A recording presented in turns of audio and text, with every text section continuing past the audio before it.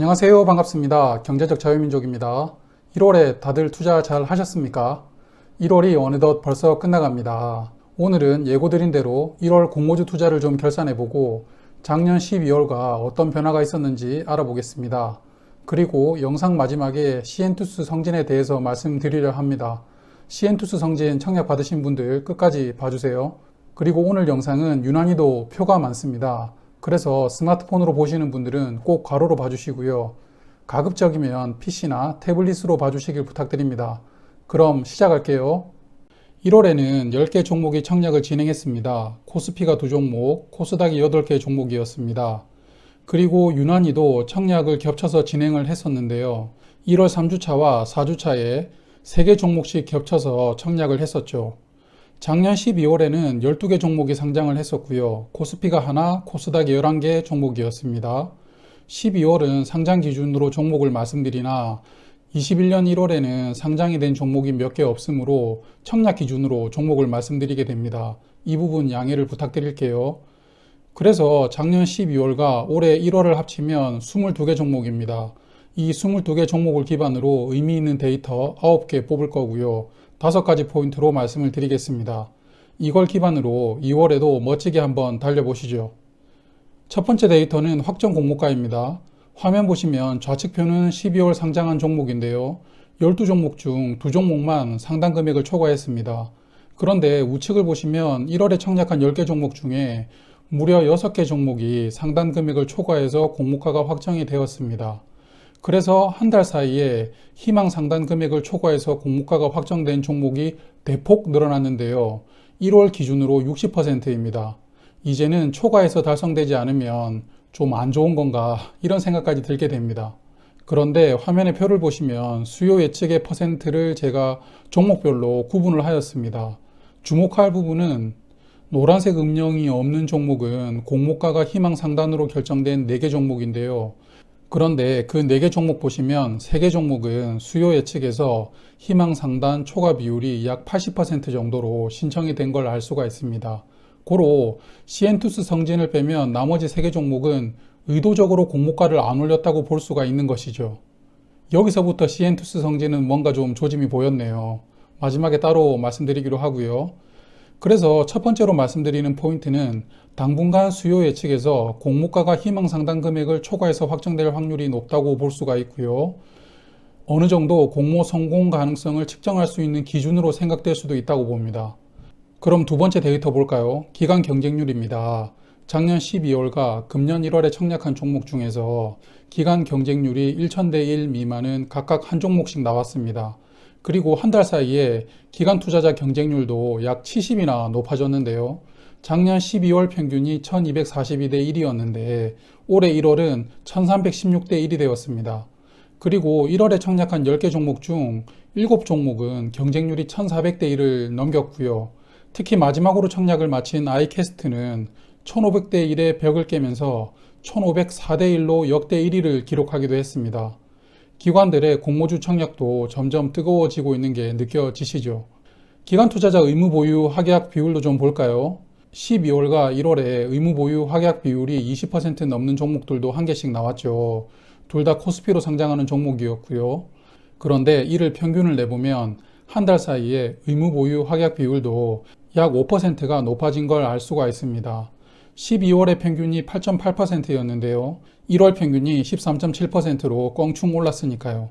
그래서 두 번째 포인트로 기관 투자자들의 공모주 러브콜이 당분간 이어질 것이라고 예상하고 있고요. 그렇기 때문에 기관 투자자 경쟁률과 의무 보유 확약 비율도 좀 더 높아질 수 있지 않을까 생각해 봅니다. 이제 우리의 관심사 일반 투자자로 좀 넘어가 볼게요. 먼저 경쟁률입니다. 경쟁률이 1000대 1 미만으로 청약된 종목은 12월에 2종목, 1월에는 3개 종목이 나왔습니다. 특히 프레스티지 바이오파마가 237대 1이 나오면서 많은 분들께서 우려를 하고 계시는데요. 청약 물량이 많았던 점을 좀 감안은 하셔야 될 것 같아요. 다음 주 상장하니까 관심 있게 지켜보겠습니다. 일반 투자자의 경쟁률도 한 달 사이에 약 250 정도 높아졌습니다. 그런데 균등 배분이 도입이 되었습니다. 최소 수량만 배정을 노리고 들어오는 계좌 수가 많아지다 보니 경쟁률 자체가 왜곡돼 버렸죠. 그 결과로 그동안 경쟁률로 유추할 수 있던 많은 부분들에 대한 변화가 필요해졌습니다. 그래서 뒤에서 조금 더 세부적으로 말씀을 드릴게요. 다섯 번째 데이터는 상장 당일의 시초가입니다. 작년 12월에 시초가 200%로 출발하지 못한 종목은 2개였습니다. 하지만 공모가 100% 이상으로는 출발을 했는데요. 올해는 상장한 5개 종목 중에 4개는 시초가 200%로 출발을 했습니다만 시엔투스 성진이 공모가보다 하락해서 출발하는 상황이 발생되었습니다. 역시 마지막에 언급을 드릴 거고요. 그리고 12월 상장 종목은 공교롭게도 일반 투자자 경쟁률이 1000대 1 미만인 2개의 종목만 시초가가 200%로 출발을 못했습니다. 그런데 1월 상장 종목 보시면 핑거는 경쟁률이 1000대 1 미만인 939대 1이 나왔지만 오늘 시초가가 공모가 200%로 출발을 했죠. 그러므로 앞서 말씀드린 대로 균등 배분이 도입된 이후 경쟁률이 1000대 1 미만이라고 해서 시초가가 200%로 시작될 수 없는 것은 아니라고 말씀을 드립니다. 단 표본이 너무 적으므로 몇 달 더 지켜보면 알 수 있을 것 같아요. 이제 여섯 번째 데이터는 따상 여부입니다. 12월 상장 종목 중에 4개가 따상이었는데요. 비율로 따지자면 33%죠. 그리고 1월 상장 종목 5개 중 2개가 따상이 나왔으므로 비율이 약간 올라갔다는 걸 알 수가 있습니다. 하지만 앞서 말씀드린 대로 표본이 적으니까요. 2월까지 보고 말씀드려야 될 것 같네요. 그럼 상장 당일의 차트를 좀 볼까요? 제가 이전에 공모주 투자 전략 영상에서 12월에 따상간 종목 4개를 근거로 10시 전에 상한가 안착 못하면 10시 후에는 매도를 권해드린다고 말씀을 드렸잖아요. 그럼 1월에 따상간 종목 차트들도 좀 보겠습니다. 먼저 선진 뷰티 사이언스는 장 열리고 상에 들어가서 편안하게 하루를 마무리했고요. 10시 전에 상한가 안착했죠. 그리고 모비릭스는 9시 30분에 상한가 진입했는데요. 이렇게 상한가로 마무리 하나 했는데 장 막판에 한번 출렁거림 보여주었습니다. 하지만 곧바로 상으로 말아 올리면서 상한가로 마감했죠. 그러므로 세 번째 포인트로 10시 전에 상한가에 안착하지 못하는 종목들은 10시 이후에는 매도하시는 걸 추천드립니다. 그리고 대다수 공모주 투자자들은 청약으로 배분받은 주식을 적당한 금액에 매도하고 나오시는 분들이 많을 것이라고 생각이 되는데요. 그래서 과연 몇 %에 매도하면 괜찮을까에 대한 데이터입니다. 상장한 종목 중에 시초가가 공모가 200%로 출발한 종목들입니다. 그리고 그 종목들의 상장 당일 최고가를 표로 나타내었는데요. 평균을 보자면 작년 12월은 장중 고점의 평균이 플러스 23%였고요. 올 1월은 고점 평균이 약 플러스 30%라는 걸 알 수가 있습니다. 한마디로 따상으로 마감 못했더라도 장중에 상한가 직전까지 터치했다는 이야기인데요.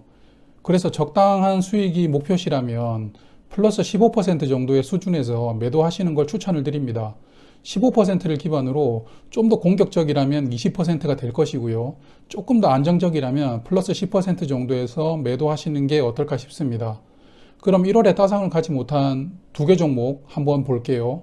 첫 번째 종목은 MBT입니다. 10분봉 차트고요. 시초가는 200%로 출발을 하였는데 상장과 동시에 상한가 직전까지 터치를 합니다. 그리고 조금 빠지고 오르다가 약속의 10시가 되고 살금살금 내리는 걸 볼 수가 있습니다. 그러므로 앞서 말씀드린 대로 10시 전에 상한가에 안착하지 못했으므로 10시 넘어서는 10에서 15% 구간에서 매도 포지션을 잡았으면 어느 정도는 성공적인 매매를 하실 수 있었을 겁니다. 두 번째 종목은 오늘 상장한 종목 핑거입니다. 역시 10분봉 차트이고요. 핑거도 MBT와 비슷한 흐름이죠. 장 시작과 동시에 상한가 근처까지 갔다가 쭉 빠집니다. 그리고 등락을 거듭하다가 막판에 대거 하락으로 마무리를 했습니다. 제가 말씀드린 공식이 핑거에도 적용될 수 있다고 생각이 됩니다. 이렇게 대략적인 매도 포지션을 말씀드렸습니다만 이것은 일반적인 상황에서 활용되는 것이고요. 상장 후에는 변화무쌍하게 움직일 수 있으므로 그때그때 판단 잘 하셔서 성공적인 투자 하시길 바라겠습니다. 이제 하이라이트라고 봐야 될까요? 균등 배분입니다. 일단 화면 먼저 보시면 아직 저도 증권사별로 모든 계좌를 가지고 있지는 못하거든요. 이유는 어느 한 곳에 계좌를 만들면 영업일로 20일 이후에 만들어주는 증권사들이 많기 때문입니다. 하지만 모든 증권사에 계좌를 가지고 있다고 가정을 하고 최소 수량으로 청약을 신청했을 때 솔루엠은 무려 15주나 받을 수 있었습니다. 몇 억을 써야 받을 수 있는 수량을 42만 5천 원 쓰고 받게 된 것이죠. 그리고 균등 배분 종목 중에 2개는 상장을 했습니다. 시엔투스 성진은 안타깝게도 시초가에 매도했으면 1200원 손해가 발생을 했는데요. 핑거는 오늘 시초가에 매도를 했으면 내주에 대한 수익이 64,000원이 나왔습니다. 증거금으로 8만원을 쓰고 64,000원을 벌게 된 셈이죠. 이거 조만간에 소문나면 대학생들마저 아르바이트 수단으로 활용을 할 것 같은데요. 그래서 공모주 투자하시는 분들은 주변 분들에게 권하지 말아주세요. 소문이 더 나봐야 먹을 것만 줄어듭니다. 그리고 5개 종목의 배분 수량을 화면에 표로 나타내었는데요. 미래에셋대우는 청약 참여자를 알 수가 없어서 청약 배분 수량을 근거로 약 8만 명이라고 가정을 하였습니다. 그리고 한 개 증권사당 평균 52,379명이 참가를 했고요. 1인당 배분된 수량은 2.68주였습니다. 아이캐스트는 아직 청약 배분이 되지 않았으므로 제가 추정해서 넣은 데이터입니다. 참고해 주시고요. 그리고 균등 배분은 종목별로 2가지 방식으로 배분을 하고 있죠. 소수점을 올려서 모두에게 균등하게 배정하느냐, 아니면 소수점은 추첨으로 배정하느냐입니다. 종목마다 적용 방식이 달라서 앞으로 종목 분석할 때 꼭 이 부분을 안내해 드리도록 하겠습니다. 그리고 소수점을 올려서 균등 배정하게 되면 비례배분 물량을 사용하게 되면서 비례배분의 경쟁률이 더 올라가는 상황이 발생되고 있습니다. 그래서 기존에 공모 청약하시는 분들의 원성이 자자한데요. 1월에 균등 배분한 종목 중 상장한 종목이 2개뿐이어서 균등 배분이 시작된 이후에 비례배분 투자 효율은 2월 결산에서 좀 정리해서 말씀을 드리도록 하겠습니다. 그리고 증권사 중복 청약이 상반기 내로 금지된다고 하지만 아직 되고 있죠. 최대한 증권사 계좌 만들어 두시고요. 가족 계좌도 적극적으로 활용하면서 균등 배분에 참여하시면 될 것 같습니다. 이제 공모주 투자는 철저하게 용돈을 벌자로 접근을 해야 될 것 같긴 합니다. 마지막 데이터로 상장 후 한 달 뒤에는 주가가 어떻게 될까인데요. 12월 상장한 12개 종목이 이제 모두 한 달이 넘었습니다. 12개 중에서 시초가보다 상승한 종목은 6개더라고요. 딱 50%였고요. 12개 종목의 평균을 내보면 공모가 대비 245% 올랐고 시초가 대비는 127% 올랐습니다. 그래서 공모주 중에서 성장 가능성을 믿고 투자하실 만한 종목이 나온다면 좀 긴 호흡으로 하시는 것도 추천을 드립니다. 화면에 보시는 4개 종목은 시초가보다 150% 이상 오른 종목들이거든요. 명신산업은 무려 공모가 대비 677%, 시초가 대비해서도 338%나 올랐으니까요. 하지만 상장된 주식을 길게 투자하실 때 꼭 챙기셔야 되는 거 다들 알고 계시죠? 바로 보호예수입니다. 보호예수가 풀릴 때 물량이 뭉텅이로 나올 수 있으므로 꼭 챙기셔야 됩니다. 그럼 앞서 말씀드린 포인트 정리해 보겠습니다. 첫 번째로 공모가는 당분간 희망 상당 금액을 초과해서 확정되는 종목이 많을 것 같고요. 기관 투자자의 경쟁률과 의무 보유 확약 비율도 조금 더 높아지지 않을까 예상을 해봅니다. 그리고 10시 전에 상한가에 안착하지 못할 경우 10시 이후에 매도하시는 전략은 아직도 유효할 것 같고요. 적당한 수익 실현이 목표시라면 플러스 15% 선에서 매도하시는 걸 추천드립니다. 호가창을 자주 못 보시는 분들은 장이 시작되면 플러스 15% 정도의 선매도 주문 넣어 두시는 것도 괜찮고요. 그리고 당분간은 균등 배분 수량 확보를 위한 노력을 지속적으로 하시는 게 좋다고 생각을 합니다. 이제 2월 공모주 투자를 위한 이야기는 다 드렸고요. 시엔투스 성진에 대해 조금 더 말씀드리고 마무리하겠습니다. 일단 저는 유통 가능 물량이 하락의 주요 원인이라고 생각을 하는데요. 무려 57%입니다. 절반 이상이 유통되는 것이죠. 그래서 제가 종목 분석할 때 유통 물량이 많은 종목들은 우려스럽다는 이야기를 꼭 드리는 이유입니다. 앞으로도 조심해야 될 것 같고요. 상장 첫날에 악재가 3가지가 터졌습니다. 첫 번째는 단일 계좌 거래량 상위 종목으로 투자 주의가 떴는데요. 한 곳의 기타 범인이 25만 주를 매도를 했습니다. 누군지 범인을 한번 찾아볼게요. 딱 한 군데밖에 없다고 봅니다. 바로 최대 주주를 제외하면 지분을 가장 많이 보유한 너브라는 기업인데요. 138만 주 가지고 있죠. 이 중에서 25만 주를 매각한 겁니다. 이렇게 상장 당일에 2대 주주가 물량을 대거 파는 것도 참으로 놀라운데요. 보통 2대 주주는 최대 주주의 관계인이거든요.